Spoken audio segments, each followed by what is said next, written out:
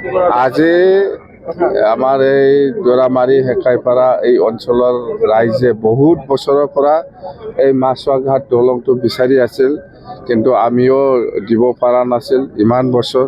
যেন হওক দেৰিকৈ হ'লেও আমি আজি ইয়াত মাছুৱাঘাট যিটো দলং এই গৌৰাং নদীৰ ওপৰত এইটো আমি উদ্বোধন কৰিব পাৰিছোঁ। খুব ভাল লাগিছে আৰু অতি সোনকালে এই দলংটো 1 বছৰৰ ভিতৰতে শেষ কৰিব পাৰিব বুলি ইহঁতে কৈছে। যেনক 1 বছৰ বেছি লাগিলেও একো প্ৰব্লেম নাই, 1.5 বছৰেই লাগক। মুঠতে এইটো দলংটো যে আমি বনাব পাৰিছোঁ এতিয়া, মই খুব ভাল লাগিছে। আৰু ইয়াৰ লগত যিটো কানেক্টিং ৰাস্তা খুব বেয়া, সেইটো মই অলৰেডি ইঞ্জিনিয়াৰৰ লগত কথা পাতিছোঁ। ইহঁতে এষ্টিমেট বনাই পেলাই পটাপট বনাব দিব। আৰু সেইফালে গৌৰাং নদী এইটো পাৰ হৈ সেইফালে আমাৰ তিমলগাঁও এইটো কানেক্টিং ৰাস্তা সেইটোও বনাব। মই ইঞ্জিনিয়াৰ অলৰেডি কৈছোঁ, পইচা আছে, প্ৰব্লেম নাই। দে, থেংক ইউ।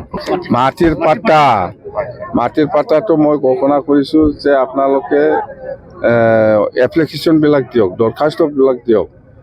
যেনিবা মোৰ নামত আধা বিঘা আছে, মোৰ নামত 2 বিঘা আছে, মোৰ নামত 1 পোৱা আছে। এনেকুৱা চৰকাৰী মাটিত যিসকল বড়ো হওক, ৰাজবংশী হওক বা মুছলিমেই হওক বা যিমান হওক, চবে এপ্লিকেশ্যন দিয়াটো খুব কম হৈছে। আজিলৈকে আমি এপ্লিকেশ্যন পোৱাটো 5,500 মান আমি এপ্লিকেণ্ট পাইছে।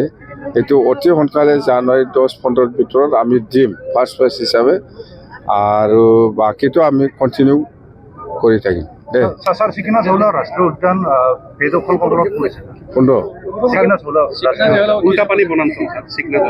এইটোতো ৰাজনীতিৰ ষড়যন্ত্ৰ আছে, আমি জানো মানে বেআইনীভাৱে বেলেগৰ পৰা মানুহ আনি বা ক'ত পৰা মানুহ আনি আছে। অথতে সেইদিনা ঘটনা একটা হৈছে, হোৱা নাই নহয়।